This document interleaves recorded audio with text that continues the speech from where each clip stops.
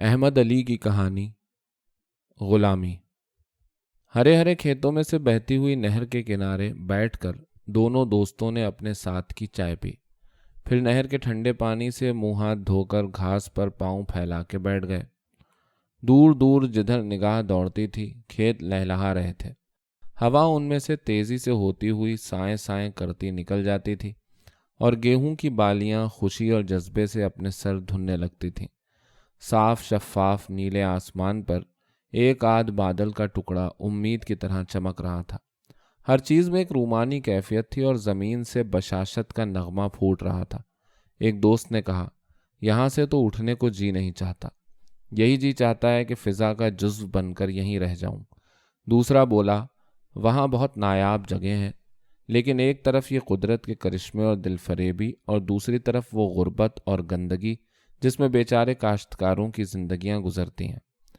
غالباً ان بیچاروں کو 10 روپیہ ماہانہ بھی مشکل سے پڑتے ہوں گے، گزر کیسے کرتے ہیں؟ مہاجن سے قرض لیتے ہیں۔ ایک مرتبہ ہم لوگ دیہات میں گئے تھے، وہاں بہت سے کاشتکاروں سے بات چیت کی، سب کے سب قرضے میں ڈوبے ہوئے تھے، بے ایمان بے ٹھکانے سود لیتے ہیں۔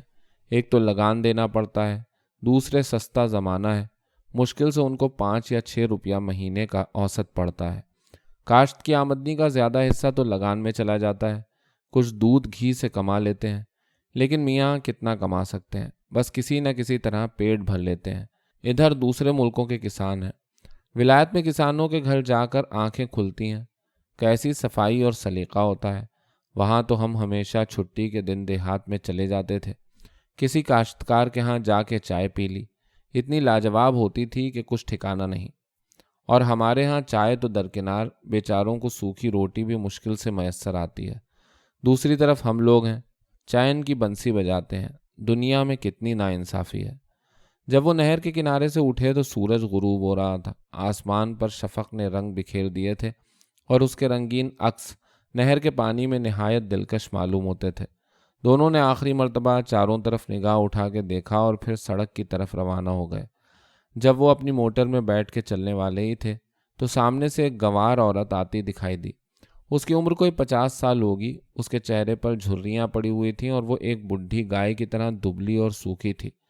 دوستوں میں سے ایک نے اس سے بات کرنی چاہی اور بولا، کیا تم اسی گاؤں میں رہتی ہو؟ وہ رک گئی اور اس طرح دیکھنے لگی جیسے اس کی سمجھ میں کچھ نہیں آتا تھا۔ جب اس سے یہی سوال دوبارہ کیا گیا تو بولی، نہیں، ہم دوسر گاؤں میں رہت ہیں۔ اب کی پیداوار کیسی ہے؟ وہ سہم گئی اور اس طرح گھورنے لگی جیسے کوئی اس کا گلا گھونٹ رہا ہو۔ اس کے چہرے کی ہڈیاں اور ابھر آئیں۔ وہ منہ ہی منہ میں کچھ بڑبڑائی اور خاموش کھڑی رہی۔ کچھ کوے کائیں کائیں کر کے نزدیک کوڑے کے ڈھیر پر ایک دوسرے سے لڑنے لگے۔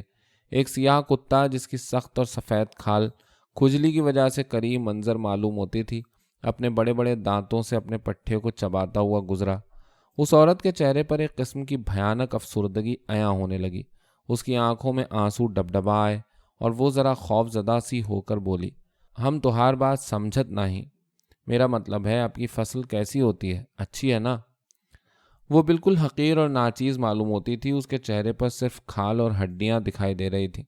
اپنی میلی ساڑی میں وہ ایک ایسے مردے کی طرح معلوم ہوتی تھی جو کفن پہنے ہوئے قبر میں سے کھڑا ہو گیا ہو۔ کچھ دیر پریشانی سے گھور کر وہ بولی، بہت خراب جی، بہت خراب۔ اور یہ کہتے ہی وہ پھوٹ پھوٹ کر اس طرح رونے لگی جیسے اسے اپنی حالت پر خود رنج ہو رہا ہو۔ ہائے بیچاری عورت، اس نے زور سے اپنے آپ سے کہا اور پھر اپنے دوست سے بولا، معلوم ہوتا ہے بیچاری بیمار یا مصیبت زدہ ہے۔ اور وہ اپنی پتلون کی جیب میں سے اس کو دینے کے لیے کچھ پیسے نکالنے لگا۔ اس کا دوست جو اب تک خاموشی سے سب باتیں دیکھ رہا تھا، اس سے انگریزی میں کہنے لگا، نہیں جی، کیوں فضول دیتے ہو، بیمار نہیں ہے، یہ تو ان کی عادت ہے۔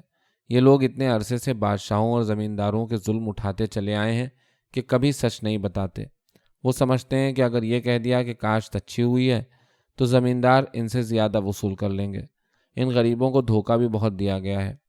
ہاں، یہ ٹھیک کہہ رہے ہو، غلامی ان کی رگ رگ میں بس گئی ہے۔